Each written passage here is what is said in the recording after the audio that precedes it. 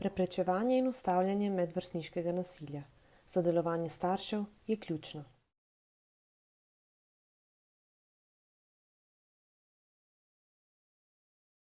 Fizično nasilje, na primer porivanje, brcanje, pretepanje.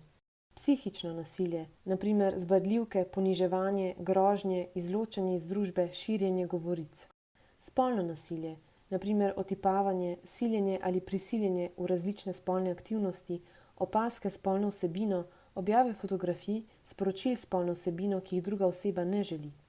Materialno nasilje, na primer kraje, poškodovanje oblačil, predmetov. Spletno nasilje, na primer širjenje govoric preko spleta ali pošiljanje žaljivih telefonskih sporočil.